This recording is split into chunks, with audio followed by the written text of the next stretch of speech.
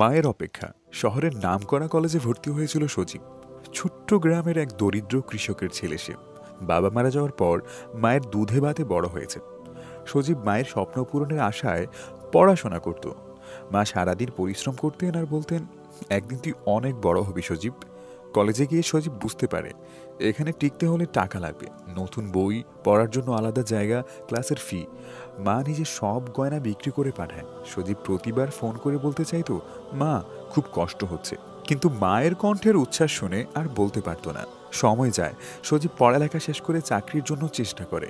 দিনের পর দিন কেটে যায়, মা অপেক্ষায় থাকে। সজীব এবার আমাকে নিয়ে শহরে যাবে, ভালো বাসায় রাখবে। কিন্তু সজীব চাকরি পেয়ে শহরে নিজের জীবন নিয়ে ব্যস্ত হয়ে পড়ে। মাকে ফোন করে বলতো, মা তুমি ভালো থেকো, একদিন তোমাকে নিয়ে যাব। একদিন খবর আসে মা খুব অসুস্থ। সজীব ছুটে আসে গ্রামে, দেখে মায়ের চোখে সেই আগের অপেক্ষার আলো। মা বলে, তুই বড় হয়েছিস সজীব, আমি খুশি, তুই সুখে থাকিস। সজীব মায়ের হাত ধরে কাঁদতে থাকে। সে বুঝতে পারে মা তার পুরোটা জীবন বিসর্জন দিয়ে দিয়েছে একমাত্র তার জন্যই। মা শেষ নিঃশ্বাস ত্যাগ করেই সেদিন ওই পরপারে পাড়ি জমায়। সজীবের জীবনে থেকে যায় একরাশ শূন্যতা। সে ফিরে গিয়ে মায়ের নামে একটি আশ্রম গড়ে তোলে, যেখানে মায়েরা অপেক্ষা করবেন না, তারা ভালোবাসা পাবেন। গল্পের শিক্ষা: জীবনের ছোট ছোট দায়িত্বগুলো বুঝতে দেরি হলে পরে আফসোস করে সেগুলো ঠিক করা যায় না। যতটা সম্ভব ভালোবাসা এখনই ভাগাভাগি করে নিতে হবে। গল্পের নাম বাবার শেষ উপহার। সজল ছিল একজন মধ্যবিত্ত পরিবারের ছেলে। তার বাবা আব্দুল করিম ছিলেন একজন ছোটখাটো ব্যবসায়ী। সজলের মা ছোটবেলায় মারা গেলে বাবা একাই তাকে বড় করেছেন। বাবার মুখের হাসিই ছিল সজলের সবচেয়ে বড় শক্তি। কিন্তু সজল বড় হওয়ার সাথে সাথেই তার চাহিদাও বাড়তে থাকে। কলেজে ভর্তি হবার পর সজল বাবার দেয়া টাকাকে যথেষ্ট মনে করতো না। নতুন ফোন, ব্র্যান্ডের জামা, বন্ধুদের সঙ্গে আড্ডা, এসব করতে গিয়ে বাবার দেয়া টাকায় তার চলতো না। বাবার কাছ থেকে বারবার টাকা চাইলে বাবা কখনো রাগ করতেন না, শুধু বলতেন, বাবা একটু বুঝে শুনে খরচ করিস। একদিন বন্ধুদের সাথে আড্ডায় বসে সজল তার বাবার দেয়া পুরনো ফোনের কারণে লজ্জা পায়। সে বাবার কাছে নতুন ফোনের বায়না ধরে। বাবা বললেন, বাবা সামনের মাসে টাকা জমিয়ে দিই, তখন কিনে দিই। কিন্তু সজল রাগ করে এবং বাবার সাথে তর্ক করে। কিছুদিন পর এক সকালে সজল উঠে দেখে বাবা আর নেই। পাশের মানুষজন জানায়, রাতের বেলায় কাজ থেকে ফেরার পথে বাবার হার্ট অ্যাটাক হয়েছিল। বাবা হাসপাতালেও যেতে পারেননি। সজলের মাথা যেন আকাশ ভেঙে পড়ে।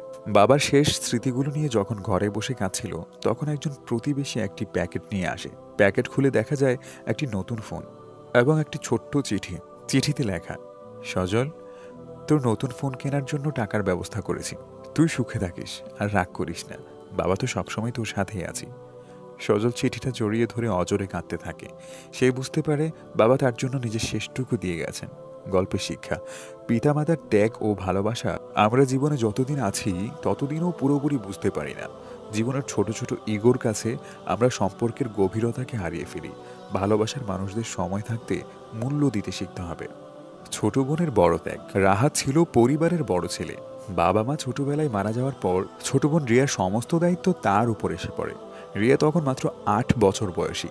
রাহাত কলেজের পড়া শেষ করে একটা ছোটখাটো চাকরি নেয়। সারাদিন পরিশ্রম করে যা উপার্জন করত তার বেশিরভাগটাই রিয়ার পড়াশোনার জন্য খরচ করত। রিয়ার স্বপ্ন ছিল ডাক্তার হওয়ার। রাহাত নিজের সব স্বপ্ন ভুলে রিয়ার স্বপ্ন পূরণে নিজেকে উজাড় করে দেন। রিয়া ডাক্তারি পড়ার সুযোগ পায়, কিন্তু খরচের কথা ভেবে রিয়া প্রথমে যেতে চায় না। রাহাত তাকে বোঝায়, তুই শুধু পড়াশোনা কর, সব খরচ আমি দেখে নেব। বছর কেটে যায়, রিয়ার পড়াশোনা চলতে থাকে। এদিকে রাহাতের বয়স বেড়ে যাওয়ায় পরিবার থেকে বিয়ের জন্য চাপ দেয়, কিন্তু রাহাত সবসময় বোনের ভবিষ্যৎকে গুরুত্ব দেয়। একসময় রিয়া ডাক্তার হয়ে যায়। চাকরির প্রথম দিনেই সে রাহাতের কাছে আসে, কিন্তু দেখে যে রাহাত খুবই অসুস্থ। ডাক্তারি পরীক্ষায় রিয়া জানতে পারে রাহাতের লিভার সিরোসিস হয়েছে। দীর্ঘদিন ধরে নিজের শরীরের যত্ন না নেওয়ার কারণেই এই রোগ। রিয়া জানতে পারে রাহাত তার চিকিৎসার খরচ জোগানোর জন্য নিজের বাড়ি পর্যন্ত বন্ধক রেখেছে। রিয়া তখন তার সমস্ত সঞ্চয় দিয়ে রাহাতের চিকিৎসা শুরু করে, কিন্তু রাহাত আর সুস্থ হতে পারেনি। সে তার মৃত্যুর আগে রিয়ার দিকে তাকিয়ে বলেছিল, তুই আমার একমাত্র গর্ব রিয়া, তুই ভালো থাকিস, আমার জীবন তো তোর স্বপ্ন পূরণেই সফল। রিয়া কাঁদতে কাঁদতে বলে, তুমি না থাকলে আমার কিছুই থাকতো না, আমার জীবনের সব অর্জন তোমার। গল্পের শিক্ষা: পরিবারের বন্ধন ও ত্যাগের মতো মূল্যবান কিছু নেই। নিজের স্বার্থ ভুলে একে অপরের জন্য ভালোবাসা এবং ত্যাগ করাই সম্পর্কের আসল সৌন্দর্য। সময় থাকতে এই সম্পর্কের মূল্য দিতে শিখতে হবে। সো আজকের মতো এতটুকুই। ভালো থাকবেন, সুস্থ থাকবেন এবং চিরায়তকে সাবস্ক্রাইব করে পাশেই থাকবেন। আল্লাহ হাফেজ।